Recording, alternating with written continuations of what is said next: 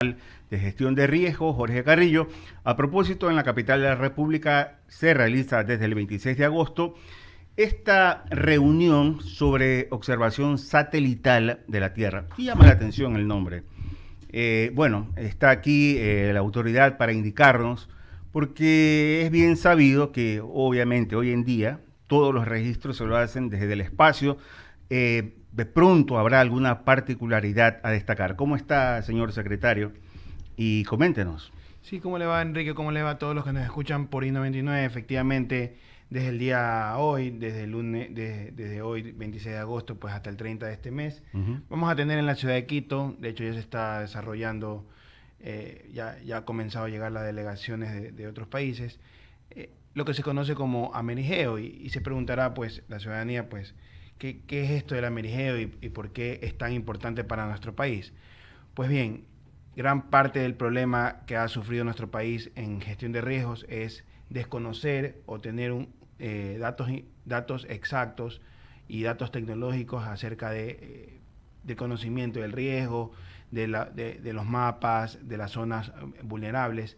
Y la idea con este tipo de reuniones es primero establecer una cooperación internacional en conjunto con las demás instituciones que vienen. Viene la NASA, viene el Servicio Geológico de Estados Unidos, para poner un ejemplo de dos instituciones sumamente importantes que lo que van a hacer es cerrar la brecha que tenemos nosotros como país, que nos hemos propuesto como Secretaría. Sabemos que nos queda mucho por hacer, y si no buscamos esta cooperación internacional va a ser muy difícil hacerlo en corto tiempo. Y por esa razón nos damos la tarea, pues, de hacer este tipo de reuniones, este tipo de conferencias también, porque vamos a participar en conferencias, y la idea es que esto resulte beneficioso para el Ecuador, pues, ¿no?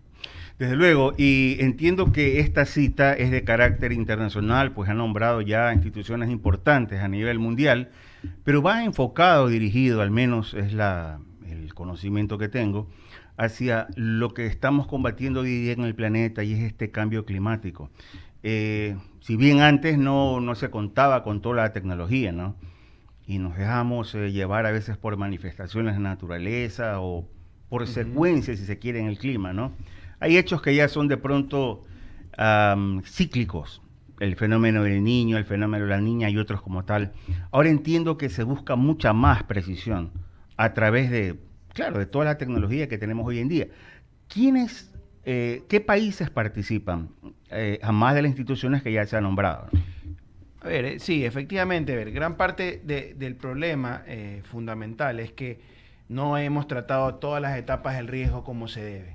Nosotros en la nueva ley de gestión de riesgos tenemos 7 etapas definidas, y de las más importantes son las que vienen antes de la respuesta. Justamente la etapa de análisis del riesgo, la etapa de prevención, mitigación y obviamente la preparación para la respuesta, que son 4 etapas que vienen antes de la respuesta como tal, que es la quinta etapa, que es la que todos estamos acostumbrados acá, es en la que equipos de búsqueda y rescate, etcétera. Entonces, ¿cuál es la idea? La idea es que primero nos reunamos con los demás países de las Américas. ¿Por qué? Porque las Américas, en su gran mayoría, si eliminamos las fronteras por un momento, sufren de la misma cantidad de amenazas. Tenemos muy parecidas nuestras amenazas, como volcanes, tsunamis, deslizamientos, etcétera. Y la idea es primero compartir las experiencias también, porque es importante. Hay países que están desarrollados en ciertos temas, hay países de la región que nosotros como Ecuador estamos más adelante. Por ejemplo, en sistemas de alertas tempranas nosotros consideramos que se ha hecho un buen trabajo, hay que seguirlo reforzando. Sin embargo, en cosas como legislación, como protección financiera ante la gestión de riesgo, pues no se ha avanzado mucho, y la idea es con esto es moldear el camino hacia el futuro, ¿no? Alinearlo con nuestro plan de reducción de riesgos, y sobre todo ver el detalle. Ahora, la parte fundamental de la información es importante, ese levantamiento de la información, el contar con estas herramientas adicionales que nos ahorrarían dinero al Ecuador. ¿Por qué? Porque levantar esta información al nivel de detalle que se requiere para un correcto gestión integral de riesgos de desastres, pues es sumamente costoso. Claro. Pero ya hay otras instituciones, como las que mencioné anteriormente, que ya tienen esa información levantada. La idea es llegar obviamente a una colaboración entre instituciones para justamente utilizar eso en beneficio de los ecuatorianos. Para quienes nos van sintonizando por radio, estamos dialogando con Jorge Carrillo, el secretario nacional de Gestión de Riesgo, y esta reunión, si se quiere, que comienza en Quito, pero hoy día, ¿no? Comienza el 26 de agosto. De hecho, el día de hoy ya viajo para Quito. El día de mañana tenemos una presentación en la que vamos a exponer cómo se ha avanzado en gestión de riesgos en nuestro país y qué falta por hacer, cuáles son los desafíos, cuáles son nuestros objetivos también. Nuestro objetivo principal en este momento es, primero, un correcto levantamiento de la información, tener un Atlas Nacional de Gestión de Riesgos, porque ese Atlas lo que nos va a permitir es trabajar en el objetivo final de una correcta gestión integral de riesgos de desastres, que es la protección financiera, es decir, buscar las maneras en que una vez ocurrido el desastre, pues se tenga algún fondo de emergencia, algún tema de seguros y reaseguros. ¿Para qué? Para recuperarnos rápidamente, que es lo que se quiere finalmente, ¿no? Ese tema es importante, justo iba a ir a eso, porque, a ver, como hasta ahora, estas grandes manifestaciones de la naturaleza, ¿no? Entiéndase, estas calamidades grandes, no son predecibles. Y en algún momento determinado en la vida misma, pues hay momentos que ocurren de un momento a otro, ¿no? Adversos, si se quiere. Y no hay de pronto el recurso económico. Y hay que estar preparados porque, y sobre todo en Ecuador, recordemos que nosotros estamos en el denominado cinturón de fuego. Hay países como Perú, hay países como Chile, que permanentemente están viviendo este tipo de fenómenos. Yo recuerdo que en un terremoto en Chile, era entonces Michelle Bachelet la presidenta, y bueno, bien, es cierto, hubo muertos, destrucción, pero tenían recursos económicos, tenían dispuesto ahí un fondo para este tipo de emergencias. Y no digo que pudieron solucionarlo todo, pero es bastante seguridad cuando se tiene el recurso. Y esto es importante trabajar en ello. Entonces, qué sé yo, se me ocurre a mí, ¿cómo se va a manejar esto? A través de una caja común, los países de la región crearán una especie de fideicomiso, no sé. Sí, efectivamente. A ver, la idea con esto, el tema de la protección financiera, en el caso de los seguros, por ejemplo, funciona tal cual un seguro médico. El tema es establecer las preexistencias. Las preexistencias en el seguro médico es tu historia clínica, qué enfermedades has tenido, tal cual funciona en gestión de riesgos. Lo que hay que hacer es tener un buen Atlas Nacional de Riesgos, porque esa es la preexistencia del Ecuador, es saber qué zonas son vulnerables y qué tan vulnerables somos. No solo saber que somos vulnerables o no, sino qué tan vulnerables somos. Una vez establecido qué tan vulnerables somos, se establece mediante la legislación vigente, porque hay que buscar la legislación vigente, la que ya tenemos como Ley Orgánica de Gestión Integral de Riesgos de Desastres, ver si lo conveniente es seguros, reaseguros, un fondo de emergencias, etc. Lo que no puede pasar es que pase como en el 98, que sufrimos el fenómeno del Niño, que generó 3.000 millones de dólares en pérdidas, y que el Estado central sea el que asuma toda esa carga. Entonces, la idea es buscar esto, pero para esto necesitamos el paso previo, que es el levantamiento de la información, y tener la herramienta, que es el Atlas, correctamente levantado a nivel nacional, que ya se está iniciando, se va a iniciar por la ciudad de Cuenca y se va a expandir al resto del Ecuador. Pero de esta manera cerramos las brechas. Con esto de aquí cerramos las brechas en cuanto a la información. Interesante. Es cierto, o bueno, no sé si es cierto, pero es importante que lo corrobore. Nosotros somos pioneros en estas alertas de actividad temprana. En las Américas sí. En las Américas sí. Eso es interesante. Sí, a ver, nosotros tenemos ya sirenas para tsunamis, tenemos algunas ciudades ya tienen sistemas de alertas tempranas. De hecho, Quito está próximo ya a realizar su proyecto también de sistema de alerta temprana. El otro día la alcaldía de Quito ya publicó que está buscando el coordinador para el proyecto de sistema de alerta temprana. Entonces nosotros, en cuanto a sistema de alerta temprana, no digo que somos perfectos, pero sí tenemos un avance importante con el proyecto del BID que está impulsando la Secretaría, que ya tenemos el préstamo aprobado. También se va a reforzar lo que ya se ha venido haciendo. Entonces, en cuanto a sistema de alerta temprana, vamos por buen camino. Sin embargo, en aristas como protección financiera, como levantamiento de la información, pues es lo que, digamos, estamos debiendo, y por eso es importante este tipo de eventos, porque aquí vamos a poder compartir la información sobre todas las tecnologías que están a la vanguardia a nivel mundial. como le digo, vienen 20 países de las Américas, de 35 que son en esta región, y la idea es que compartamos la información entre todos. ¿Este tipo de eventos es nuevo, digo, o ya se ha realizado anteriormente? Me da la impresión de que es primera vez. Aquí en el Ecuador sí. La idea de aquí en el Ecuador es primera vez. Sí. De que se reúne este grupo que se llama GEO, que utiliza las observaciones de la Tierra para obviamente predecir, estar mejor preparados para este tipo de eventos. Claro, esta asociación ya se reúne al año, pero es la primera vez que ocurre aquí en el Ecuador, y por eso es tan importante este evento para nuestro país. 7:42. Reiteramos, estamos dialogando con Jorge Carrillo. Ya le iba a decir el nombre del actor venezolano, Fernando Carrillo. Lo que pasa es que he estado viendo últimamente novelas. No, lo que acontece en Venezuela.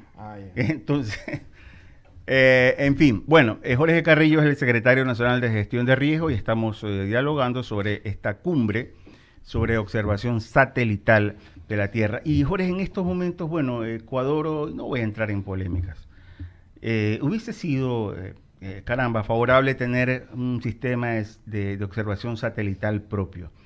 Pero aquí me imagino que los países que van a participar, ¿cómo van a manejar el tema de la información? Porque ahora, como le dije hace un momento, antes lo hacíamos de manera horizontal, ¿verdad? Ahora va a ser todo, mejor dicho, ahora es satelital. ¿Y cómo se va a distribuir, si se quiere, esa información? Porque también hay que tomar en cuenta que hay países de alta sismicidad aquí en Sudamérica principalmente. ¿Cómo lo van a manejar ustedes o cómo se lo va a manejar?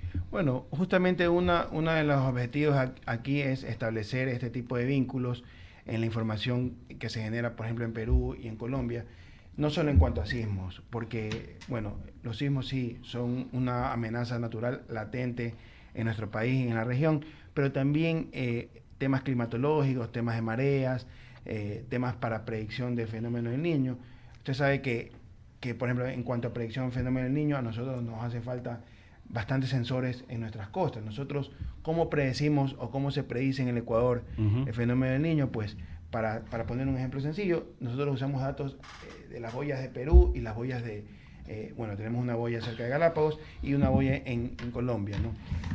A partir de esos datos es que nosotros predecimos qué puede pasar en el Ecuador, pero finalmente nosotros dentro de nuestra costa no tenemos este tipo de sensores. Nuestros medios, digamos. Entonces, usamos información de otros países para predecir el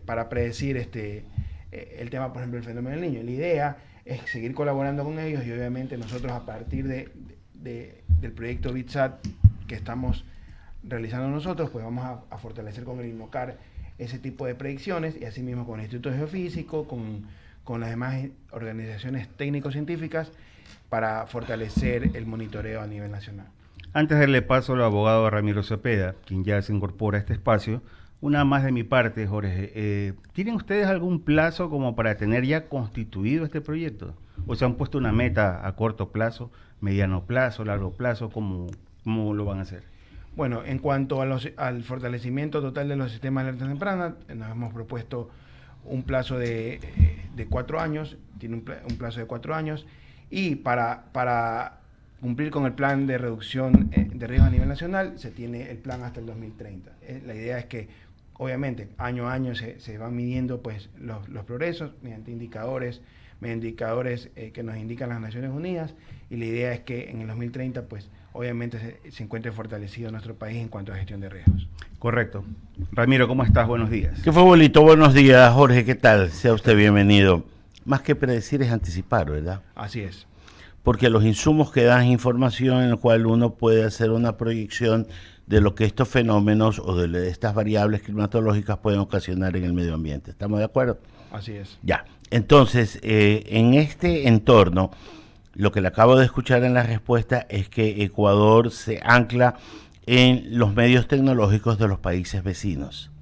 En algunos casos. ¿En cuáles? En los casos, por ejemplo, para predicción de mareas, climatológicas, etcétera. ¿En cuáles no?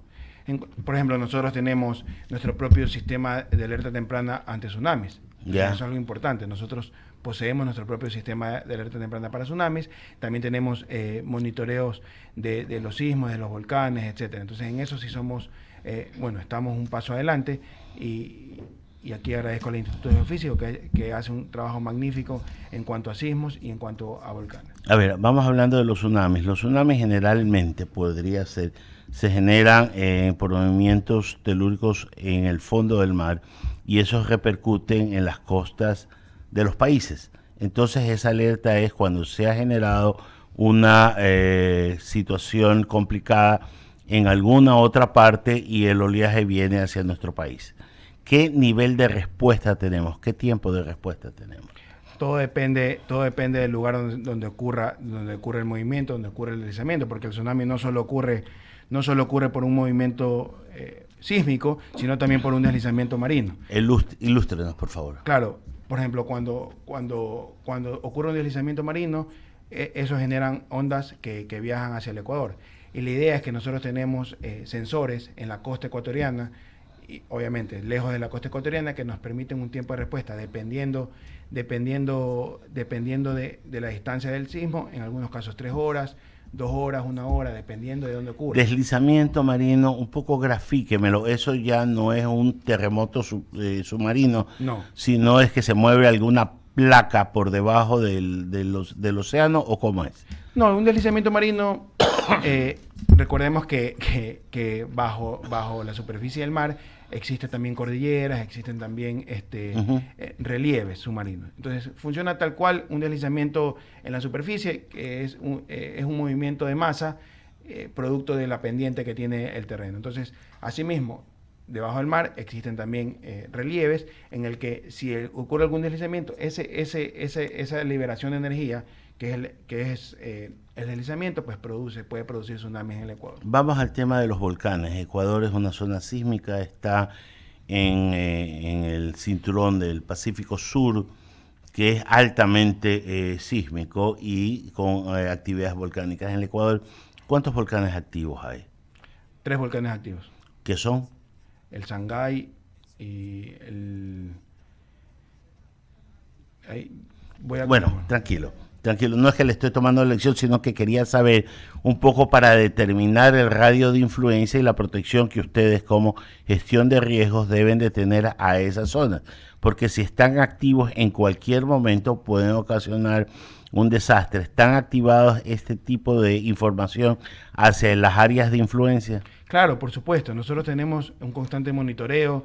En el caso, por ejemplo, del Sangay específicamente, que ha sido el volcán que nos ha presentado gran cantidad de alertas durante el último periodo, pues se emite la alerta de ceniza, de emisión de material piroclástico, que por ejemplo el Sangay es particularmente especial porque el material cae en el río Upano, que genera represamiento, por ejemplo. Entonces todo eso se monitorea constantemente con el Instituto Geofísico, que es el organismo técnico-científico encargado de monitorear la actividad volcánica en el país. Cada vez que viene nuestro alcalde, yo tengo una pregunta recurrente, porque me preocupa. En la ciudad de Guayaquil, ¿hay algún mapa de influencia sísmica con respecto a las viviendas? Y me voy a explicar mejor. Sí. Yo tengo un querido compañero que es especialista en tema de ingeniería sismo resistente, y solo para que usted mencione, él ha hecho estudios y hace trabajos en Japón. O sea, no estoy hablando de cualquier persona. Y él alguna vez me describió que hay una zona de Guayaquil, que se la voy a graficar, desde la calle Julián Coronel, cito por el cementerio, hasta el Colegio Guayaquil. Todo eso que incluye desde la avenida Machala y la avenida Quito, hay unas construcciones mixtas. Dice que un movimiento telúrico que sobrepasa determinadas dimensiones, el área más afectada de la ciudad de Guayaquil sería esa. ¿Ustedes tienen algún mapa de esas cosas? A ver, y eso es sumamente importante lo que usted acaba de mencionar, y justamente es parte del Atlas Nacional de Riesgo. Lo que usted menciona se conoce como estudio de microzonificación sísmica, ¿Ya? Y Guayaquil tiene una parte del estudio hecho, que es la parte de la amenaza sísmica. Conocemos las zonas que son blandas, de arcillas blandas, por ejemplo, Urdesa, Kennedy, el centro de Guayaquil. Construida sobre manglar. Son zonas de arcillas blandas. estratos de 30 metros de arcilla, después viene un estrato de 5 metros de arena, y debajo de eso hay 20 metros más de arcilla. Entonces, se tiene ya un estudio de amenaza sísmica. Lo que falta, y justamente es lo que queremos llegar, es, una vez conocida la amenaza, qué tan vulnerables son las estructuras que usted menciona, las estructuras mixtas. Inclusive hay construcciones de adobe, construcciones que no respetan los códigos. Bueno, en el anterior Código Ecuatoriano de la Construcción, actualmente la norma ecuatoriana de la construcción, que dicho sea de paso, considero que está desactualizada y por eso la estamos actualizando con el Ministerio de Vivienda. Se debe hacer un estudio de riesgo de las ciudades. Vamos a comenzar por Cuenca nosotros, pero Guayaquil ya tiene una parte avanzada. Tenemos avanzadas conversaciones con la Universidad Politécnica. Con la Santiago de Guayaquil. Universidad Católica. Con la Católica. Con Walter Mera, que es el rector, que es especialista ahorita en ese estamos trabajando tema. con el doctor Guillermo Ponce, Ya. que finalmente está liderando completar esta información para la ciudad de Guayaquil. ¿Por qué? Porque es importante conocer no solo la amenaza, porque la amenaza... Buscarle una solución. Y buscarle una solución. ¿Qué solución es buscarle? La primera es la revisión estructural de las viviendas, y en el segundo caso que también se está buscando es generar políticas públicas como ordenanzas que te permitan que los permisos de construcción obviamente respeten esta norma ecuatoriana de la construcción, la que tenemos actualmente, y posteriormente pues la que estamos actualizando. Jorge, agradecerte por haber venido aquí a los micrófonos de 99, que tengan éxito en ese congreso que se va a hacer en la ciudad de Quito. 21 países van a estar presentes, no es poca cosa. Así que esperemos que salgan soluciones en este mundo interconectado por la tecnología y por los satélites, en donde ya casi no hay nada escondido sobre la faz de la Tierra. Así es. Que tengas un buen día. Gracias a ustedes. Bolito, ¿qué le parece si luego de despedir estamos abriendo el espacio de las menciones publicitarias? Mi querido Diego, póngale ahí para que pueda abandonar.